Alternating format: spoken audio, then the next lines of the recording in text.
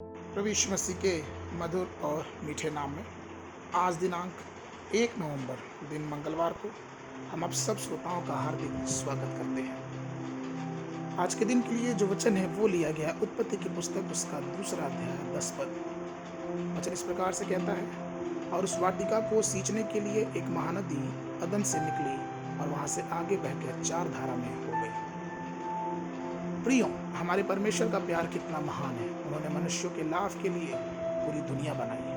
उन्होंने इस पृथ्वी पर अदन नामक बगीचा बनाया और अदन के भीतर एक सुंदर उद्यान स्थापित किया। अदन शब्द का अर्थ है दिल की खुशी या फिर मन का आनंद। वह प्रभु जिसने मनुष्यों को बनाया था, उसने ही विभिन्न प्रकार के फल वाले पेड़ पौधे और दाखलताओं को भी अस्तित्व में लाया और मनुष्य ने भी प्रभु के साथ घनिष्ठ संवाद का आनंद किया। आज पूरी दुनिया की कल्पना कर सकते हैं और इसमें हम ये सोचते हैं कि इस दुनिया के बीच में अदन के साथ अदन का बगीचा भी है।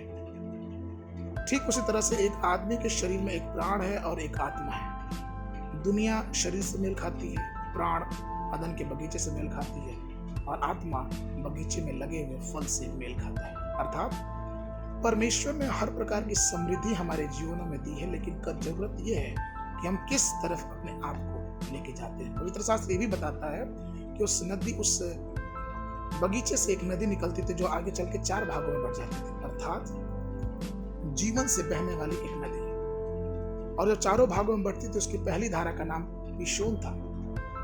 और वचन कहता है उत्पत्ति की पुस्तक उसका 2 अध्याय 10 से लेकर 14 पद तक कि पहली धारा का नाम पिशोन है और वह वही है जो हवीला नाम के सारे देश को, जहाँ सोना मिलता है, घेरे हुए है।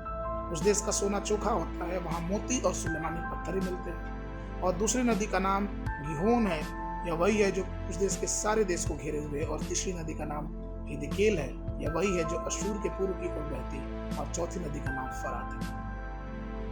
प्रियो, यह केवल प्रभु यीशु मसीह है जो उस नदी के बारे में खुलासा करता है। यूहन्ना की पुस्तक उसका 7 अध्याय 38 से लेकर 39 पद वचन कहता है, जो मुझ पर विश्वास करेगा, जैसे पवित्र शास्त्र में आया है, उसके हृदय में से जीवन के जल की नदियां बह निकलेगी। उसने यह वचन उस आत्मा के विषय में कहा जिसे उस पर विश्वास करने वाले पाने पर थे, क्योंकि आत्मा अब तक न उतरा था, क्योंकि यीशु अब तक अपनी महिमा को न पहुंचा था।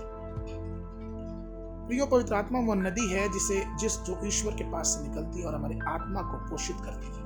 वो हमारे आत्मा के साथ साथ हमारे शरीर को भी समृद्ध करते। इसलिए आइए, जब हम परमेश्वर के लोग हैं तो स्वर्गीय नदी को अपने हृदय में उतरने दे और बहने दे और परमेश्वर की पूरी सामर्थ्य से भर जाएं और हर प्रकार का सूखापन, हर प्रकार का प्यास, हर प्रकार की सूखे जीवन बस पानी से भरपूरी से समृद्ध होते जाए और परमेश्वर हमें और आपको आशीष दे। आज के मनन के लिए 3 यूहन्ना की पत्री उसका 2 अध्याय 2 पद। हे प्रियो, मेरी यह प्रार्थना है कि जैसा तुम आत्मिक उन्नति कर रहा है, वैसा ही तू बातों में भी उन्नति कर और भला चंगा रहे। परमेश्वर आप सबको आशीष दे।